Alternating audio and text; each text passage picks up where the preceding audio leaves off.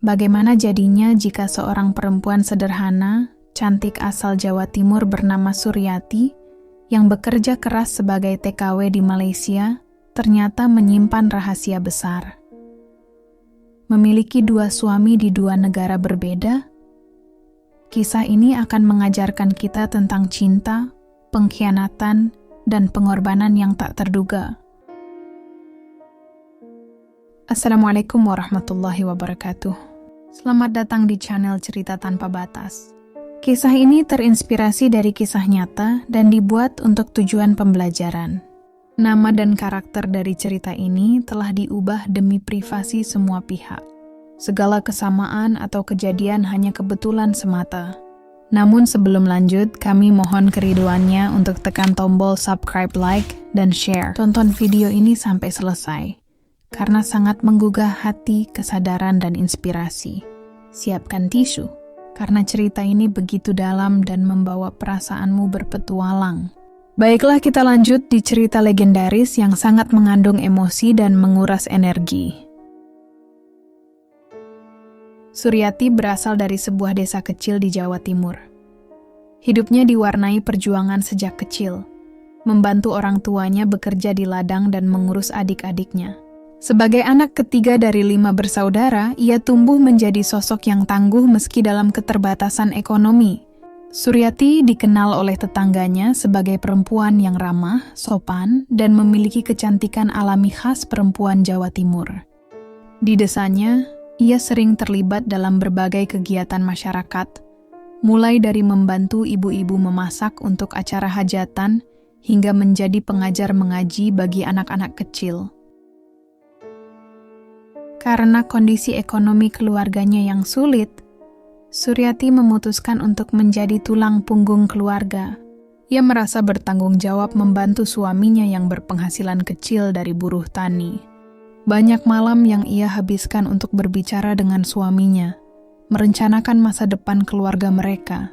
Hingga suatu hari, seorang tetangga memberitahu tentang peluang bekerja di Malaysia sebagai TKW.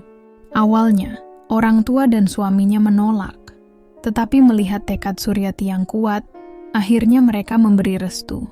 "Pergilah, semoga jalanmu selalu dimudahkan Allah," kata ibunya dengan linangan air mata. Keputusan besar itu menjadi awal dari perjalanan hidup yang penuh lika-liku. Keputusan ini tidak mudah, terutama karena ia harus meninggalkan suaminya, Ahmad, dan anak mereka yang masih kecil. Ahmad, seorang petani sederhana, memberikan restu meski dengan berat hati. Sebagai suami yang penyayang, Ahmad selalu percaya bahwa perjuangan Suryati adalah untuk kebaikan keluarga. Malam sebelum keberangkatan, mereka duduk bersama di teras rumah sederhana mereka, di bawah langit yang penuh bintang. Ahmad menggenggam tangan Suryati dengan erat, mencoba memberikan kekuatan meskipun hatinya berat. "Aku akan menjaga anak kita dengan baik. Kamu harus kuat di sana. Jangan pernah lupa untuk berdoa," kata Ahmad. Suaranya bergetar menahan emosi. Suryati hanya bisa mengangguk sambil menahan tangis, menyadari bahwa ini adalah pengorbanan besar untuk semua orang yang dicintainya. Keesokan paginya, Ahmad, anak mereka, dan beberapa tetangga mengantar Suryati ke terminal bus. Dalam perpisahan yang penuh air mata, Suryati membawa harapan besar di dalam hatinya, meski meninggalkan keluarganya terasa seperti melepaskan sebagian dari jiwanya.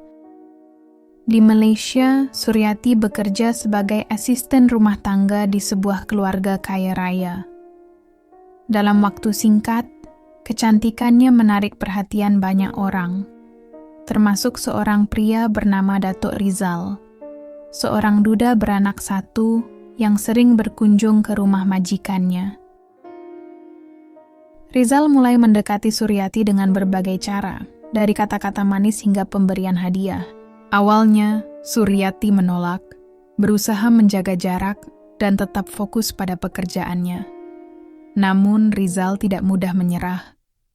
Ia selalu hadir dengan sikap sopan dan perhatian yang menyentuh hati. Setiap kali Suryati merasa lelah dan rindu pada keluarganya, Rizal selalu menawarkan kata-kata penghiburan dan memberikan semangat. Suatu hari, Rizal dengan hati-hati mengutarakan perasaannya, mengatakan bahwa ia melihat kesedihan di mata Suryati dan ingin membahagiakannya. Perhatian Rizal yang konsisten mulai menggerakkan hati Suryati yang kesepian. Meski merasa bersalah karena terpengaruh, ia tidak bisa memungkiri bahwa Rizal memberinya kenyamanan di tengah kerinduannya pada keluarga. Rizal mengetahui bahwa Suryati sudah menikah, tapi ia tetap bersikeras untuk menikahinya. Ia berkata, "Aku bisa memberimu kehidupan yang lebih baik. Kamu berhak bahagia." Dengan dilema besar, Suryati akhirnya menerima lamaran Rizal dengan syarat pernikahan itu harus dirahasiakan. Hari pernikahan berlangsung sederhana, tanpa diketahui oleh keluarganya di Indonesia. Suryati berharap dengan menjadi istri Rizal, ia bisa membantu keluarganya lebih banyak. Di sisi lain, Ahmad di Jawa Timur terus menunggu kabar dari Suryati. Komunikasi mereka semakin jarang, dan Ahmad mulai curiga ada sesuatu yang disembunyikan oleh istrinya. Setiap sore, Ahmad duduk di teras rumah mereka, memandangi ponselnya yang semakin jarang berbunyi. Anak mereka sering bertanya, "Bu Suryati kapan pulang?" Tetapi Ahmad hanya bisa menjawab dengan senyum lemah. Sementara itu, tetangga-tetangga di desa mulai memperhatikan perubahan pada Ahmad yang tampak lebih murung dan pendiam. Meski ia berusaha terlihat tegar di depan anaknya, setiap malam ia memanjatkan doa agar istrinya segera pulang dan keluarga mereka kembali utuh. Rasa cemas dan curiga semakin menguat ketika beberapa tetangga mengatakan melihat foto-foto Suryati di media sosial, mengenakan pakaian yang tampak lebih mewah daripada biasanya. Setelah beberapa tahun, Suryati mulai merasa hidupnya seperti mimpi buruk. Meski Rizal memberikan kemewahan dengan rumah besar, perhiasan, dan fasilitas mewah lainnya, hatinya tetap kosong. Setiap malam, ia sering termenung di kamar mewahnya, memandang foto keluarganya di Jawa yang ia simpan dalam bingkai kecil. Rasa bersalah terus menghantuinya, terutama saat ia mengingat janji-janji yang pernah ia ucapkan kepada Ahmad sebelum berangkat ke Malaysia. Keheningan yang mengisi kehidupannya bersama Rizal terasa begitu menusuk. Tidak ada canda tawa seperti di desanya, hanya keheningan yang dipenuhi kemewahan tanpa jiwa. Dalam dirinya, Suryati mulai bertanya-tanya, apakah semua pengorbanan ini benar-benar sepadan dengan apa yang ia dapatkan sekarang? Keinginan untuk kembali ke keluarganya semakin kuat, tetapi ia merasa terjebak dalam kesalahan yang ia ciptakan sendiri. Suatu hari, Suryati mendapat kabar bahwa anaknya jatuh sakit parah. Ia pun memutuskan untuk pulang sementara ke Indonesia dengan izin Rizal. Kepulangannya ke desa disambut dengan tangis haru oleh Ahmad dan anaknya. Tapi di sisi lain, Ahmad mulai menyadari perubahan sikap Suryati yang tampak gelisah dan penuh rahasia. Suryati mencoba menyembunyikan kehidupan barunya dari Ahmad. Namun, tetangga yang sering memantau aktivitas media sosialnya mulai bergosip bahwa Suryati memiliki keluarga kedua di Malaysia. Ahmad akhirnya menghadapkan Suryati dengan gosip tersebut. Dengan hati hancur, Suryati mengakui semuanya. Ia menceritakan pernikahannya dengan Rizal, alasan dibalik keputusannya, dan betapa berat rasa bersalah yang ia tanggung. Mendengar pengakuan itu, Ahmad merasa dunianya runtuh. Hatinya seperti diremuk, dan rasa sakitnya tak mampu ia ungkapkan dengan kata-kata. Ahmad teringat saat-saat mereka membangun kehidupan bersama, penuh cinta dan pengorbanan. Ia berusaha memahami, tetapi bayangan pengkhianatan Suryati terus menghantui pikirannya. Malam itu, Ahmad duduk sendirian di teras rumah, menatap langit yang penuh bintang, memikirkan masa depan anak mereka. Ia bertanya dalam hati, haruskah aku memaafkannya demi keluarga ini? Ahmad tahu bahwa keputusan ini akan sulit, tetapi ia juga tahu bahwa anak mereka membutuhkan ibu. Di hadapan anak mereka, Ahmad mencoba tegar. Ia berkata kepada Suryati, "Aku tidak tahu bagaimana melupakan semua ini, tapi aku tidak ingin anak kita kehilangan ibunya. Aku butuh waktu, Suryati. Aku butuh waktu untuk memahami semuanya." Perkataannya itu disambut dengan air mata Suryati yang menyesal. Ia berjanji untuk membuktikan bahwa dirinya pantas mendapatkan kesempatan kedua. Meski hati Ahmad hancur, ia memutuskan untuk tidak langsung menceraikan Suryati. Keputusan itu bukan karena kelemahan, tetapi karena cinta dan tanggung jawabnya sebagai seorang ayah. Suryati kembali ke Malaysia, tapi pikirannya terus berkecamuk. Ia tak bisa lagi menjalani peran sebagai istri Rizal dengan tenang. Dalam keheningan malam, ia sering menangis, memohon ampun kepada Allah atas kesalahannya. Di sisi lain, Rizal mulai curiga bahwa Suryati menyembunyikan sesuatu darinya. Ketika Rizal memaksa Suryati untuk jujur, ia akhirnya mengetahui bahwa Suryati masih berstatus istri sah di Indonesia. Rizal marah besar, merasa dikhianati. Tapi di balik kemarahannya, ia masih mencintai Suryati. Ia memberi ultimatum, "Pilih aku atau keluargamu di Indonesia." Dalam dilema besar, Suryati memutuskan untuk kembali ke Indonesia untuk selamanya. Keputusan ini membuat Rizal patah hati, tapi ia akhirnya merelakan kepergian Suryati dengan syarat. Mereka tidak boleh saling berhubungan lagi. Kepulangan Suryati ke Indonesia bukanlah akhir dari masalah. Ahmad sulit menerima istrinya kembali sepenuh hati, meski ia berusaha memaafkannya. Anak mereka, yang sudah beranjak remaja, juga mulai mempertanyakan masa lalu ibunya. Malam-malam di rumah mereka diwarnai dengan pertanyaan-pertanyaan sulit yang dilontarkan anak mereka. "Bu, kenapa lama sekali di Malaysia?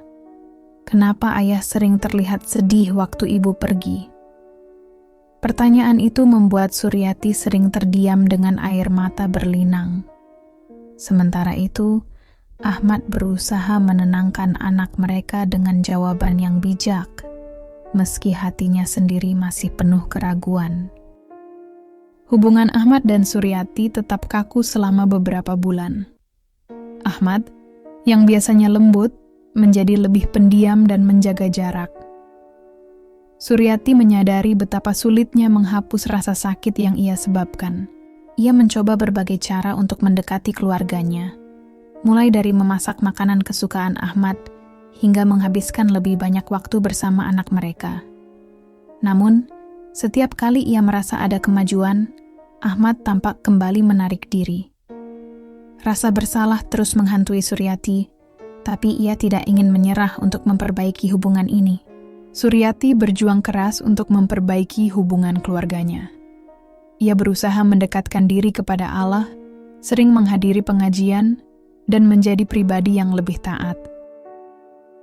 Pada suatu malam, ketika anak mereka telah tidur, Ahmad dan Suryati duduk di beranda rumah mereka. Di bawah sinar bulan, Ahmad akhirnya membuka hati untuk berbicara dari hati ke hati. "Aku tahu kamu telah berusaha keras untuk memperbaiki semuanya, tapi aku ingin kamu tahu, butuh waktu untuk menyembuhkan luka ini. Aku tidak ingin menyerah, tapi aku juga butuh dirimu untuk tetap sabar," kata Ahmad dengan suara lembut. Suryati mengangguk dengan air mata berlinang, merasa bahwa inilah awal dari kesempatan yang lebih besar untuk membangun kembali kepercayaan. Selain itu, Suryati juga aktif melibatkan dirinya dalam kegiatan sosial di desa. Ia menjadi pengajar mengaji bagi anak-anak dan sering membantu tetangga yang membutuhkan. Kehadirannya yang positif mulai diperhatikan oleh orang-orang di sekitarnya, termasuk Ahmad. Lambat laun, pandangan masyarakat terhadap Suryati berubah dari gosip menjadi penghargaan atas upayanya untuk memperbaiki diri. Semua itu membuat Ahmad merasa bahwa keputusan untuk memberikan kesempatan kedua tidaklah sia-sia. Dari kisah ini, kita belajar bahwa setiap keputusan memiliki konsekuensi yang harus dihadapi. Tidak ada jalan pintas untuk menghindari kesalahan selain dengan taubat yang sungguh-sungguh. Sobat cerita tanpa batas, hidup memang penuh ujian. Tapi yakinlah, dengan iman dan usaha yang tulus, setiap luka bisa sembuh, setiap kesalahan bisa diperbaiki. Terima kasih sudah menyimak kisah ini. Jangan lupa tinggalkan komentar tentang pelajaran apa yang kalian dapatkan dari cerita ini. Sampai jumpa di cerita selanjutnya. Wassalamualaikum warahmatullahi wabarakatuh.